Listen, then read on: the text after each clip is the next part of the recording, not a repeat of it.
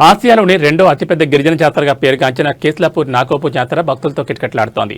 జాతరలో భాగంగా మూడవ రోజు నిర్వహించిన ప్రజా దర్బార్కు ఆదివాసీల నుండి విశేష స్పందన లభించింది. తమ సమస్యలను పరిష్కరించాలంటూ వేలాది మంది గిరిజనులు అధికారులకు విన్నవించుకున్నారు. ఖానాపూర్ ఎమ్మెల్యే పెడ్మబుజ్జు పటేల్ అధ్యక్షుని జరిగిన దర్బార్కు రాష్ట్ర అటవీ దేవాదాయ శాఖ మంత్రి కొండా సురేఖ ముఖ్య అతిథిగా హాజరయ్యారు. Collector రాజశీష, SP Akhil Mahajan, ITDA PO Yuvraj మర్మాట్ తదితరులు పాల్గొన్నారు. భారీగా తరలివచ్చిన ఆదివాసీలు ఉమ్మడి జిల్లాలోని 9 తెగల ఆదివాసీలతో పాటు మహారాష్ట్ర, ఛత్తీస్గఢ్, ఒరిస్సా రాష్ట్రాల నుంచి భక్తులు భారీగా తరలివచ్చారు.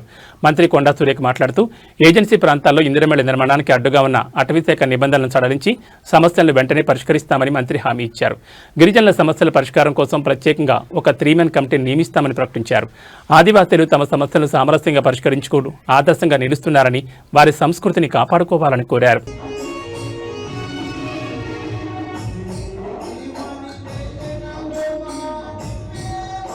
ఆదిలాబాద్ అంటేనే ఆదిలాబాద్ జిల్లా ఆదివాసుల జిల్లా కాబట్టి ఖచ్చితంగా గిరిజన యూనివర్సిటీని ఆదిలాబాద్లోనే నెలకొల్పాలని చెప్పేసి కూడా మేము ఆదివాసీ హక్కుల పోరాట సమితి గురించి తరఫున విజ్ఞప్తి చేయడం జరుగుతున్నది. తెలంగాణ రాష్ట్రంలో ముఖ్యంగా ఉమ్మడి ఆదిలాబాద్ జిల్లాలో అనేక పీజీలు, పిహెచ్డీలు చేసి చాలా మంది ఉన్నారు. అనేక పోస్టులు ఖాళీ ఉన్నాయి వల్ల ప్రత్యేక టీఎస్సీ వేసి వల్ల ఆదివాసీ నిరుద్యోగ కేంద్రాల్లో, జిల్లా కేంద్రాల్లో. కానీ వాళ్ళ తెలంగాణ రాష్ట్ర ప్రభుత్వం ఎక్కడ కూడా ఒక ఆదివాసీకి ఇంటి స్థలాలు కేటాయించలేదు.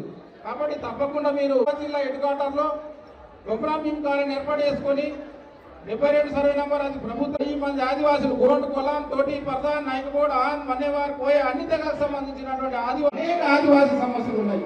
ఇప్పుడైతే సార్ ఈ తెగలన్నీ కూడా ప్రజాస్వామ్యబద్ధంగానే చెంచు, కొండరెడ్డి, వజీర్ మధ్య సమృద్ధిరే ప్రజాస్వామ్యబద్ధంగా న్యాయ పోరాటము, రాజకీయ పోరాటము అనే ఈ మూడుని కలిసి అది ప్రజాస్వామ్యబద్ధంగా 2017 దాకా అయితే బల్పోత్తర పోరాటం కిందటే ఆ తరహా పోరాటం మన సమృద్ధిరే గోల్డ్ కొలాం తోడు పోరాడుతున్నారు. ఆ రోజు కొమరామీం కానీ, బిర్సాముండ కానీ, రామ్జీ గోండ్ కానీ, గడ్డదొర మలు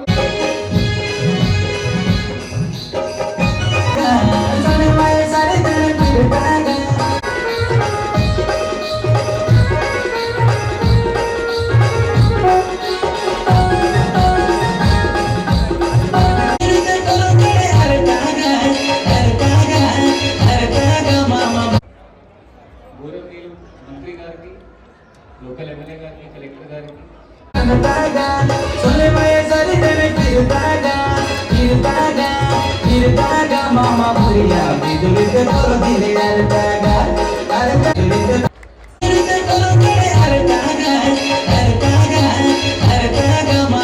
రాసారు. మీరే చదవండి, ఇది మీకు అర్థమవుతుంది. Thank you.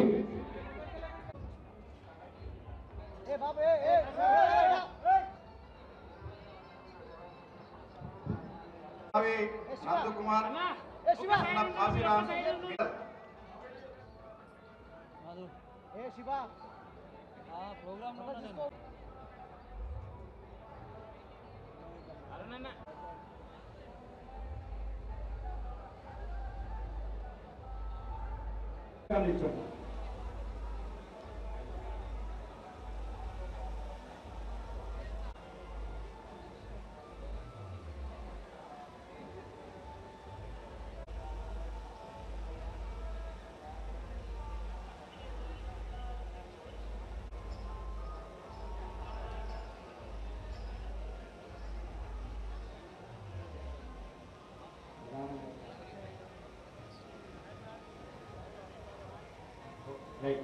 నెక్స్ట్ మన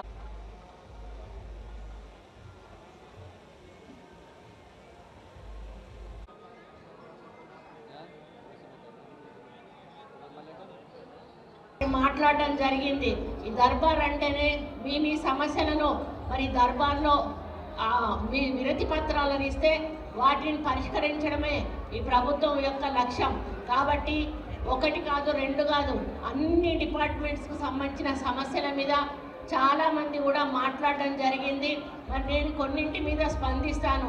ఎందుకంటే కలెక్టర్ గారికి మరి వారికి తెలుసు, ఇక్కడి నుంచి వాళ్ళు మొత్తం రిప్రజెంటేషన్స్ తీసుకున్న తర్వాత ఏ డిపార్ట్మెంట్ ద్వారా పరిష్కరించబడేటువంటివి ఇక్కడ జిల్లా స్థాయిలో ఉంటాయో అవి ఇక్కడే వాళ్ళు పరిష్కరిస్తారు. వాళ్ళ వల్ల కానివి ఏమైనా ఉంటే పైనకు గవర్నమెంట్కి పంపించడం జరుగుతుంది.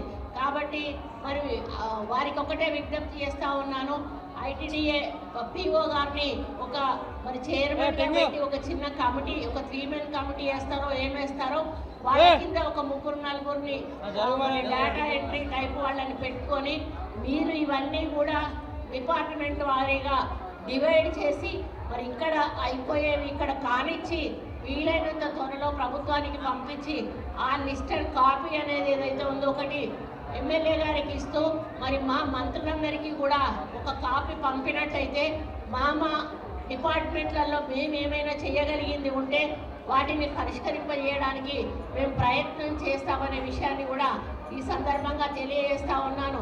మరి గత ప్రభుత్వంలో మీకు తెలుసు 10 సంవత్సరాల కాలంలో ఇక్కడ ఏ ఒక్క రాజకీయ నాయకుడు కూడా రాలేదు.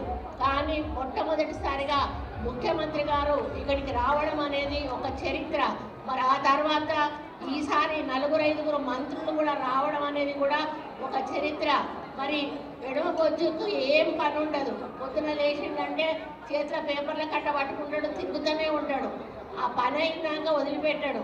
నిజంగా చెప్పాలంటే మీరు చాలా అదృష్టవంతుడు, చదువుకున్నవాడు, యువకుడు, మరి పోరాట పడిమ కలిగినవాడు, పట్టుదల కృషి ఉన్నవాడు, సాధించే వరకు వదిలిపెట్టని మనస్తత్వం ఉన్నవాడు. ఈరోజు మీకు ఎమ్మెల్యేగా రావడం, ఈరోజు నేను మొదటిసారి ఎమ్మెల్యే అయినప్పుడు నాకు నేను గుర్తొస్తా ఉన్నా. ఎందుకంటే నేను కూడా ఇట్లాగే ఏ సమస్య ఉన్నా కూడా సెక్రటేరియట్ చుట్టూ తిరిగి అది అయిపోయే వరకు కూడా అధికారుల వెంట పడేదాన్ని. మరి ఆ మనస్తత్వం ఉన్నవాడు తప్పకుండా మరి మీ సమస్యల పరిష్కారానికి కృషి చేస్తాడు, సాధిస్తాడు అనే విషయాన్ని కూడా మరి ఈ సందర్భంగా నేను విన్నవించుకుంటా ఉన్నాను. ముఖ్యంగా టెంపుల్స్ ఏమైనా వస్తే కలెక్టర్ గారు మాకు పంపించండి, మా వల్ల మేము అయ్యేటు 100% మేము చేస్తాము, దాంట్లో ఎక్కడా కూడా ఇబ్బంది లేదు. ఇక ఫారెస్ట్ విషయానికి వచ్చినప్పుడు మీకు తెలుసు ఈ ట్రైబల్ ఏరియాలలో ఉన్న ప్రాబ్లం అంతా కూడా ఫారెస్ట్ గురించి. దానికి కొన్ని చట్టాలు ఉన్నాయి, కొన్ని రూల్స్ రెగ్యులేషన్స్ ఉన్నాయి. కాబట్టి మనకు సెంట్రల్ గవర్నమెంట్ నుంచి ఎట్లా ఉంటుందంటే దానికి ఒక పోర్టల్ ఉంటుంది.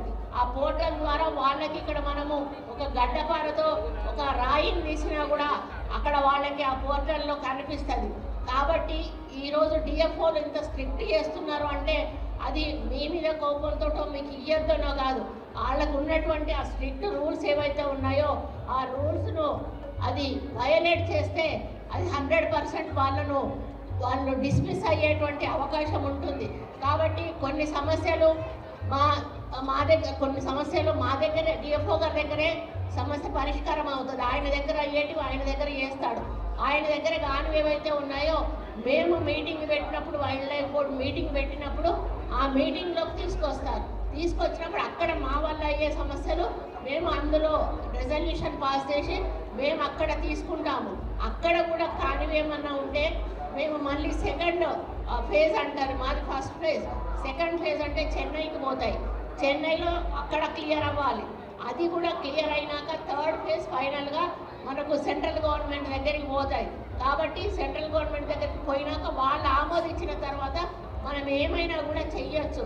ఈవెన్ మీకు ఇదివరకు ఉన్న రోడ్డు మీద రోడ్డు పోయాలన్నా కూడా